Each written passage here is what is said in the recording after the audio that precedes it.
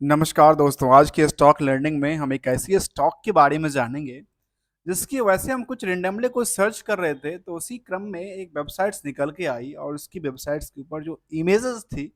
हम इमेजेस के व्यू पे इसकी स्टॉक एनालिसिस करने वाले हैं। अ, पॉइंट आउट व्यू क्या था इसमें जब हम इसको सर्च कर रहे थे, तो लगा कि अच्छा इतना बड़ी-बड़ी प्रोजेक्ट बना चुकी है, कामकाज कर चुकी है स्टॉक कंपनियां, तो क्या इसके मार्केट की जो डिमांड और सप्लाई की बात करेंगे किसको लेकर के स्टॉक को लेकर के उसका आकलन क्या कहता है। आज की स्टॉक में जानेंगे अंसल बिल्डवेल को लेकर के, जहां पे अच्छी खासी इनकी रियल एस्टेट्स कंपनी है और रियल एस्टेट इंफ्रास्ट्रक्चर पे कामकाज करती है, जहां पे ये भी देखने को मिला कि पिछले एक साल की आकलन को देखते हैं तो कहती है 162% की जंप थी। और जो चार्ट का आकलन कहता है, उस चार्ट के आकलन में कई दफा गिरावट था, लेकिन दोबारा जब इस प्राइस को उन्होंने तोड़ा, तो तोड़ने के बाद यहाँ से कुछ बड़ी रैली निकलती नजर आती है। तो चलिए आज इसी को आकलन करेंगे, क्या कुछ ऐसा कहती है, क्या इनका फंडामेंटल्स भी इसी लेवल पे सपोर्ट करता है, जहाँ पे ये भी देखने को मिला तो एक महीने में स्टॉक ने नियरली करीब करीब 42% की जंप करती नजर आई है। चलिए जानते हैं अंसल बिल्डवेल को लेकर के, जहाँ पे नियर अबाउट ये भी कह सकते हैं कि बुक वैल्यू और करंट प्राइस बहुत ज़्यादा फेरबदल नहीं है। नियर अबाउट कह सकते हैं सेम है, 166 के आसपास का है और 197 के आसपास का करंट प्राइस। जबकि हायर साइड में अभी तक गया था 205 तक, और 205 तक गया था। इस पर एक नज़र डालिए इसकी चार्ट पर दोबारा, यहाँ पे एक साल के चार्ट को देखिए, तो जो प्राइस पे गई थी उसको क्या कहती है, रिकवरी करती नजर आती है। जब ये रिकवरी कर गई तो सोचिए मार्केट कहाँ से कहाँ एक्टिव हो सकती है। तो जहाँ पे क्या लगता है कि इनका कुछ ऑर्डर्स को प्लान्स को लेकर के, कुछ नया प्रोजेक्ट को लेकर के, कुछ नया एक्टिविटीज को लेकर के कंपनी भागती नजर आती है कुछ दिनों से। तो यहाँ पे इंट्रिंसिक वैल्यू के बारे में कहते हैं कि इनके पास एसेट्स काफी मात्रा में है, या नहीं एसेट्स नहीं है। रियल एस्टेट्स है, वैसे भी एसेट्स की जो वैल्यूएशंस होती है काफ़ी होना चाहिए, क्योंकि रियल एस्टेट्स में चाहे वो लैंड हो या प्लॉट या फिर बिल्डिंग्स की हो, उसकी वैल्यूएशंस काफ़ी करोड़ों में होती है। आती है पहली फैक्ट को लेकर के, जहाँ पे स्टॉक का पी जो कहता है केवल 5 गुने की भीड़ है। अब सोचने वाली बात है, 10 रुपए की फेस वैल्यू, 10 रुपए की फेस वैल्यू अर्निंग कितना करके देता है, 34 रुपए की। मतलब कुछ ऐसे स्टॉक होते हैं जहाँ पे कुछ चीज़ें लोगों तक नहीं पहुँचती है, और हमारी जो ऑब्जेक्टिव्स हैं वो हैं एक, जैसे किसी स्टडी करते हैं किसी बुक्स को लेकर के, तो मेरा बुक मान लीजिए, मेरा जो बुक्स हैं लर्निंग्स पॉइंट हैं, वो एनएससी और बीएससी पोर्टल है। यहाँ पे ऐसा नहीं है कि मैं किसी स्टॉक के प्रति आपको कोई रिकमेंडेशन दे देता हूँ जो अच्छा ये स्टॉक काफ़ी ज़्यादा अच्छा है, ये बुरा है, ये नहीं अच्छा है। मेरा काम है इस पे हर एक स्टॉक को, एक जो भी आर्टिकल्स होंगे उसको स्टडी करना, और स्टडी के दौरान जो भी निकल के आती है, जो सामने होती है वही रखते हैं। कोई भी अलग से आपके पास इंफॉर्मेशन नहीं देता हूँ कि अच्छा ये आर्टिकल्स ये चल रही है, वहाँ जो एक्चुअली ऑथेंटिकेटेड इन्फॉर्मेशन होगा उसी पे हम स्टडी करने का ऑब्जेक्ट रखे हुए हैं, विदाउट किसी रिकमेंडेशन और एडवाइजरी को लेकर के और स्पॉन्सर्ड को लेकर के। जहाँ पे एक बात और बताऊं दोस्तों, मेरे चैनल के ऊपर जो एड्स चलते हैं, वो एड्स भी नॉर्मली देखा गया कि मैं कोई भी जो ऐड होती है, जो ऐड थोड़ा सा कम ही रखता हूँ, क्योंकि आपकी कोई डिस्टरबेंस ना हो इस चीज़ को लेकर के, जो आपको स्टडी के दौरान आपको डिस्टरबेंस महसूस होता है किसी और को लेकर के। तो यहाँ पे चलिए देखते हैं, जहाँ पे स्टॉक पी के बारे में कहती है 5.70, जबकि इंडस्ट्रियल की बाकी कंपनियां यदि रियल एस्टेट की कंपनी कंपेयर करेंगे तो वो 30 की भीड़ है यहाँ पे स्टॉक में, और यहाँ पे 6 की भीड़ है। मतलब इसके हिसाब से यदि कंपेयर करके देखें तो ये फिलहाल क्या पता है, इसको अंडर वेटेज स्टॉक की लिस्ट में रखा जा सकता है।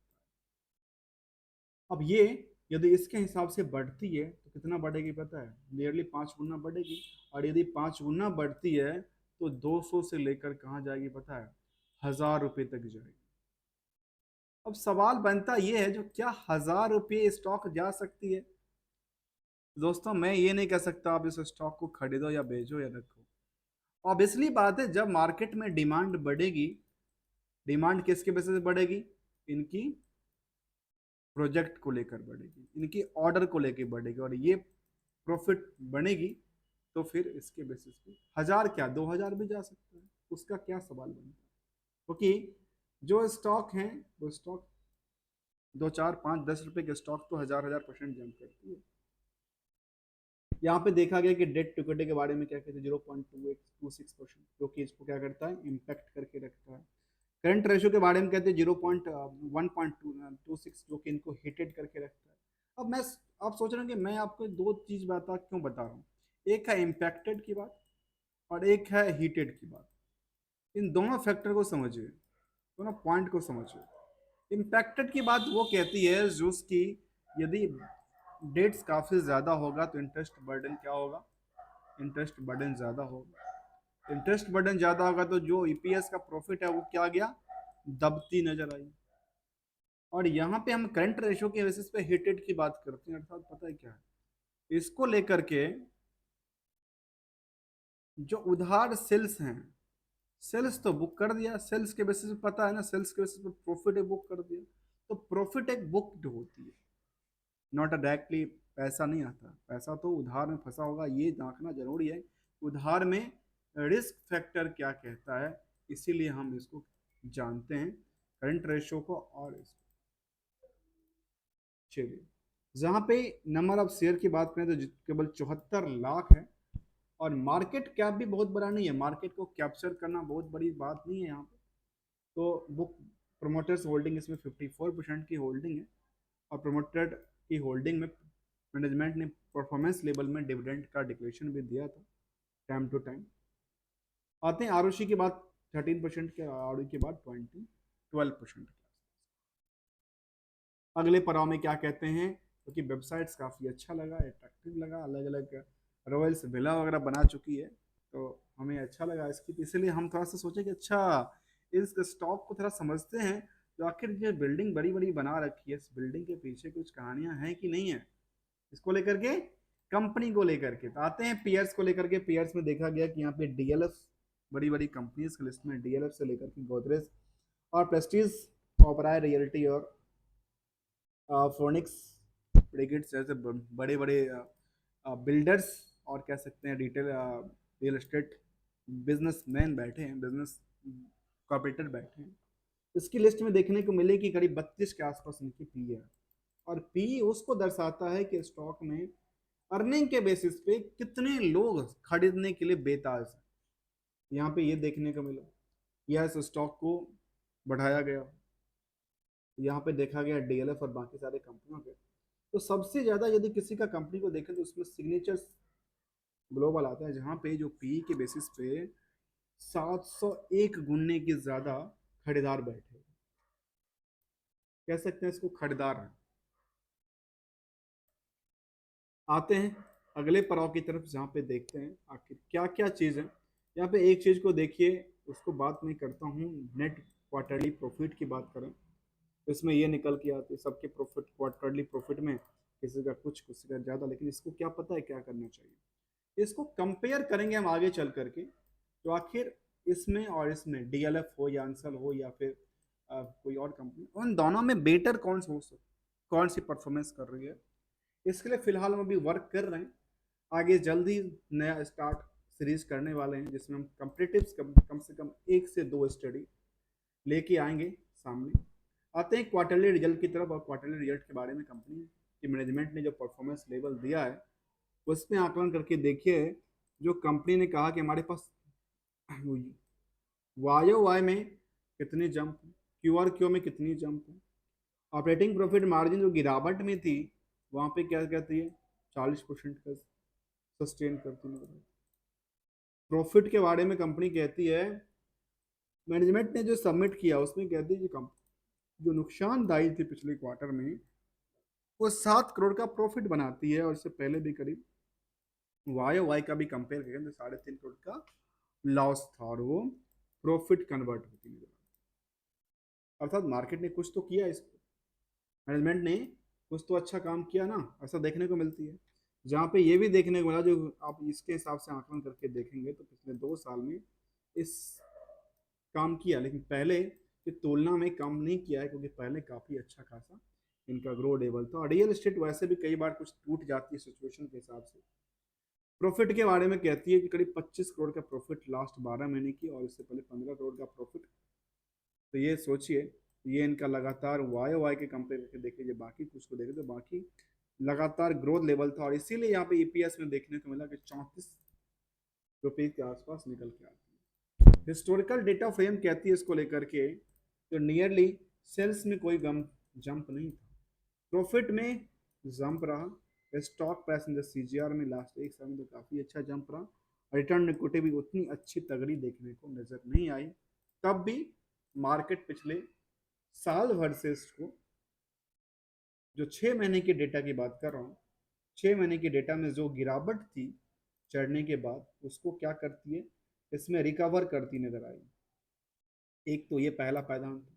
और दूसरी पैदान में देखा जाए तो इसको रिकवरी की मोड में निकल के आई, तो मार्केट थोड़ा सा क्या सकता है इसको, और हमेशा देखेंगे जब ये निचले लेवल पर लगातार आई थी, उसके बाद मार्केट ने इसको क्या दिया था, स्विंग वाली पोजीशन कई दफा दे रखा है। आते हैं समझते हैं बैलेंस शीट के फिगर आउट को लेकर के, आखिर जो लॉन्ड वगैरह का झंझट है वो क्या कहता है। तो बोरोइंग्स को लेकर कंपनी ने अपडेट किया, जो हमारे पास कितना 32 करोड़ के आसपास की पड़ी हुई है, और इतना नहीं, और बाकी इनके पास एसेट्स काफ़ी ज़्यादा नहीं है, फिक्स एसेट्स की बात करें तो, लेकिन इन्वेस्टमेंट की तकरीब करीब 40 करोड़ तक की कर रखी है, और इनकी मार्केट में पैसे फंसे होंगे अच्छे खासे, तो वो कहती करीब करीब 26 करोड़ के आसपास में हमारे मार्केट में पैसे भी फंसे हुए हैं, जो कि नेट प्रॉफिट मार्जिन और बाकी सारे मार्जिन को कंपेयर करके देखा जा सकता है। और यहाँ पे पैसे फंसे हैं तो इनकी चर्चा करते हैं, केवल एक दिन में इनके पास पैसे आते हैं, तो जो भी है प्रीपेड्स की डीलिंग देखने को मिली है। चलिए अगले कदम की तरफ चलते हैं, जो कि एकदम हाई राइजेस बिल्डिंग की बात करती नजर आती है कंपनियां, तो उसकी क्या कुछ लेटेस्ट अपडेट की तरफ देखें तो सेंटिमेंटल में देखते हैं कंपनी को लेकर के, जहाँ पे लगातार कंपनी अभी लगातार क्या किया था, एक लोअर सर्किट लगाया था, और लोअर सर्किट से पहले इसने अपर सर्किट टच किया था, और 52 वीक की हाई वॉल्यूम के साथ टच करती नजर आई। और जब भी अब यहाँ पे एक सवाल आता है, लोग कहते हैं अच्छा स्टॉक गिर क्यों गया, चढ़ते चढ़ते स्टॉक गिरावट क्यों, तो वो गिरावट होती नहीं है, गिरावट तो किया जाता है, जैसे आपको प्रॉफिट चाहिए, तो प्रॉफिट चाहिए तो जब तक शेयर को बेचेंगे नहीं तब तक प्रॉफिट कहाँ से आएगा, बैंक में पैसे कहाँ से आएंगे। इसीलिए दो तरह के टारगेट देखा जाता है, first is the term target, second is the growth target. इन दोनों को कंबाइंड कर दिया जाता है, हाइब्रिड टारगेट के बेसिस पे ही मार्केट चलती है, उसमें सबसे ज्यादा बेटर ऑप्शन मिलती है चीज को लेकर। आते हैं जो उनके डिविडेंड को पार्ट के लेकर के, बाकी कुछ ऐसा एक्सपेक्टेशन को लेकर के, जहाँ पर लेटेस्ट अपडेट में सेंटिमेंटल में कहा कि इनका बोर्ड मीटिंग के में 13 तारीख को अपडेट हुआ था, तो उससे पहले कुछ नया ऑर्डर की बात तो नहीं करती नजर आती है। और इसके बाद यदि कॉर्पोरेट एक्शन की तरफ ध्यान दिया जाए तो कंपनी ने डिविडेंड दिया था 1 रुपये का, 1 रुपये का डिविडेंड भी दिया है कंपनी ने, देगा अभी कब, 18/9 को इनका डिविडेंड की डेट क्या हो चुकी है, एक्स डेट रखी गई है, जबकि इनका हमेशा सितंबर के अंदर ही डिविडेंड का पार्ट देखने को मिला था। पहले तो करीब पिछले 2-3 साल में 50 पैसे का था, अब जाकर के 1 रुपये का उन्होंने रखा है। आएंगे अगली सीरीज पे तरफ, जहाँ पे देखा गया कंपनी का लगातार 10 सालों में जो जंप का सिलसिला था वो लगातार बढ़ी है, चाहे सेंसेक्स से कंपेयर करके देखा जाए तो सेंसेक्स से क्या किया है, हमेशा ही अच्छी पोजीशन पे बनी है। जहाँ पे प्राइस की तरफ देखें तो 10 सालों में 137 रुपये का जंप किया है प्राइस को लेकर के, ओनली ऑन प्राइस को लेकर के। तो मतलब सोचिए मार्केट में फिलहाल प्राइस क्या की थी, 196 का, और यहाँ पे प्राइस 137 रुपये बढ़ती नजर आ रही, मतलब आज से 10 साल पहले कितना थी, नियरली वो 40-50 रुपये के आसपास की प्राइस हुई। आते हैं जानते हैं शेयर होल्डिंग पैटर्न को लेकर के क्या कहती है। तो शेयर होल्डिंग पैटर्न में देखा गया कंपनी को लेकर के, तो यहाँ पे एक चीज को आकलन करते हैं, किस चीज को लेकर के, क्या लगातार यहाँ पे डिमांड बढ़ी है क्या शेयर होल्डर को लेकर के। तो टाइम फ्रेम के हिसाब से देखा जाए तो कहते हैं कि यहाँ पे डिमांड लगातार बढ़ी है, डिमांड बढ़ी है, लोग इंटर किए हैं, और जबकि मार्च 23 तक में अच्छे खासे इंटर थे, उसके बाद मार्केट में दोबारा क्या हुआ, सब के सब बिकवाली के प्रेशर में गए, लेकिन फिर से मार्केट सस्टेनिटी की तरफ दोबारा बढ़ती नजर आती है इस डेटा बेसिस। तो यहाँ पे ये देखने को मिला जो कंपनी में प्रमोटर के अलावा की चर्चा करें, तो प्रमोटर्स की होल्डिंग के अलावा जो पब्लिक होल्डिंग है उसमें 45% की होल्डिंग है, और 45% में जो होल्डिंग है उसमें बड़े बड़े इन्वेस्टर्स की नाम निकल के आती है, चाहे उनकी शायद ग्रुप्स की हो या उनका इनका इंटरनल हो या कुछ और भी हो। तो इसमें अगर देखा जाए तो बाकी जो तादाद है उसमें 6,000, 6,500 7,000 के आसपास की जो शेयर होल्डिंग है वो एक आम इंसान के पास हो सकता है, आम रिटेलर के पास हो सकता है स्टॉक में, जिसका नाम है अंशल विलवेल। और बिल्ड वेल में देखा गया कि स्टॉक में जो एवरिंग मूविंग एवरेज था, मूविंग एवरेज से देखा गया कि फिलहाल ये अच्छी खासी तगड़ी जंप थी। और एक जगह देखने को मिला कि इसमें कुछ ब्रेकआउट करती थी, तो यहाँ पे देखने को ये मिला स्टॉक ने इस टाइम पे आकर के एक ब्रेकआउट दिया था, और इसके बाद दोबारा स्टॉक ने जो सिलसिला चल रहा इसमें अच्छी खासी ग्रो लेवल, इसको कह सकते हैं जहाँ स्टॉक ने पिछले कुछ सालों में जो है वो सिलसिला ये था जो एक साल में 162% के आसपास की जंप, और पिछले 5 साल में 600% की ऑन एवरेज जंप दे चुकी है इसके डेटा बेसिस में। भले ही इसका करंट सिचुएशन में देखने को ये मिली जो रिवेन्यू करीब 600% से ज़्यादा की जंप करती है, ऑपरेटिंग एक्सपेंसिव बढ़ती है, और नेट इनकम 350% की नियर टच कर जाती है, और इबिटा भी करीब 650%, 700% के आसपास की जंप करते हो, तो फिर कमी किस बात की है। इसीलिए हमने केवल केवल लर्निंग पार्ट को लेकर के देखा कि एक एक क्या कहती है स्टॉक को लेकर के, क्या लगातार अच्छी ग्रोथ लेवल थी या नहीं देखने को मिली, या ट्रेंडिंग क्या कहती है, फिर बाकी पॉइंट आउट व्यू के हिसाब से देखा जा सकता है। इसके पेयर्स में देखें कि यहाँ पे लोधास हैं, जो उसको कंपेयर किया जा सकता है, आगे चलकर हम आगे चल के कंपेयर भी करेंगे अपने न्यू सीरीज के अंदर। तब तक के लिए thank you so much for joining यार दोस्तों। हम बात कर रहे थे आज की अंशल्स बिल्ड वेल लिमिटेड को लेकर के।